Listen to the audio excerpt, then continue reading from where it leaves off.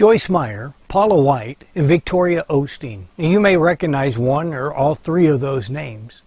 They are some of the most famous female pastors in America. And despite a widespread acceptance of ladies serving as church leaders, there is a large segment of Christianity that believes women should not be pastors and should not be preachers in a church. What does the Bible say about this subject? I am Dave Chambers, pastor of Manistic Bible Church. Today's Everlasting Truths Questions is a highly controversial topic.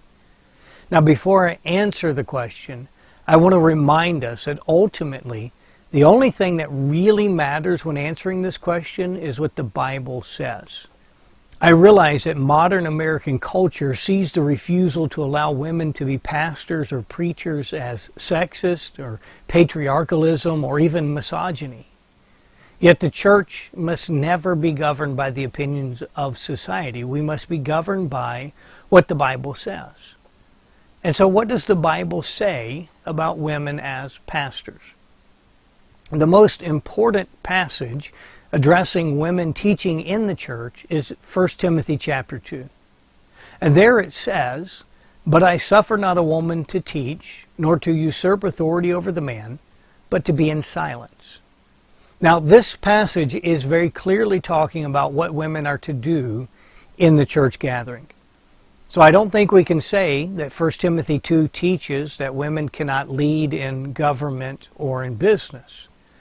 Rather, Paul is talking in the church, and so that in church, women are not to teach or to exercise authority over the men. There's a clear teaching here of male headship in the church. Now, this is a little bit challenging, and what makes it challenging is there's a mix in this passage of timeless biblical principles and cultural application of those principles that may or may not be timeless. So, 2 verses before Paul says for women to learn in silence, he says that women are to adorn themselves in modest apparel with shamefacedness and sobriety, not with braided hair or gold or pearls or costly array. Now, do we teach that women should not braid their hair or wear gold or other expensive items? Not at all. We don't, because Paul is giving a cultural application of the principle of modesty. So biblically we teach that women should be modest, sober-minded, and respectful. Just like we teach the men, but that's a different discussion. And in the age in which Paul was writing, gold-braided hair was not modest. It was not the mark of a modest woman. Rather, it was evidence of extravagance and even immorality. And so we still teach the timeless principle of modesty, but today we apply that principle in other ways. Now, is Paul's instruction to the women a timeless principle or a cultural application? And there's every reason to believe that when Paul says the woman is to not teach or exercise authority in the church, that he is presenting a timeless principle. And Paul explains the reason for this instruction by pointing back to Adam and Eve. What's interesting with this is that when the New Testament points back to Adam and Eve, it always does so to make a universal, timeless application. For example, in the Gospels, Jesus pointed to Adam and Eve as the principle which guides and shapes our definition of marriage and which restricts divorce. The Apostle Paul pointed to Adam to show that sin and death are universal.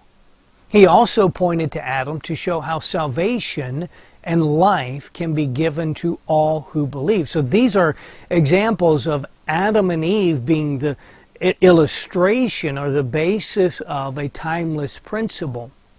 And so because Paul bases headship on the church on the illustration of and the basis of Adam and Eve, we have every reason to conclude that Paul is stating a universal principle.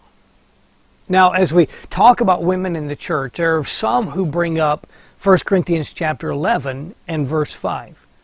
Because in that passage, Paul talks about women wearing head coverings when praying or prophesying. And it seems to be talking about not praying or prophesying at home, but when they're with others. So if Paul says that women are to wear head coverings when they prophesy, doesn't that mean then that women can preach in the church as long as they're wearing head coverings?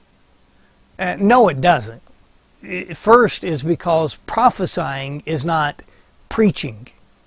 Prophesying is prophesying.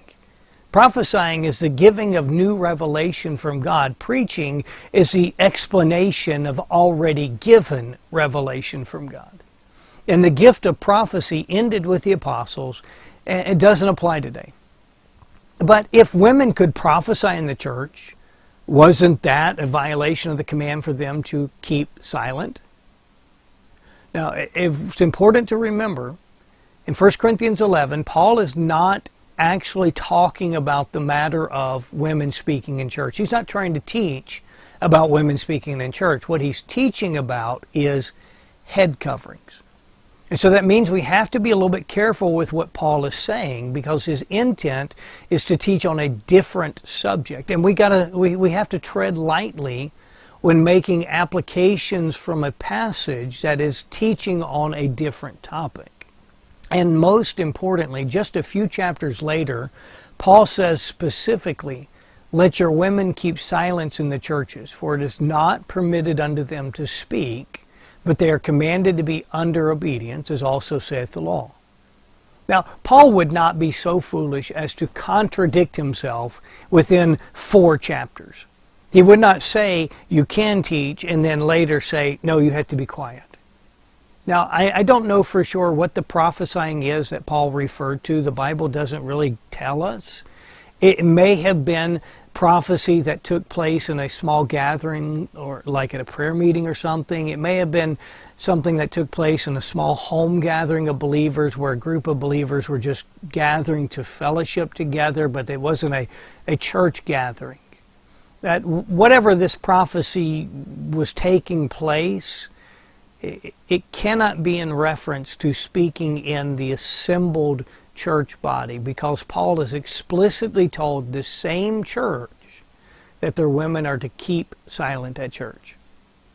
So the only conclusion from the New Testament is that women are not to be pastors or teachers of the congregation.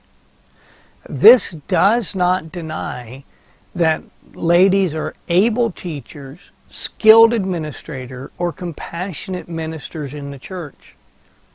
Many teachers have ladies in their congregation who would be more skilled in pastoral work than their pastors. But skill is not the issue.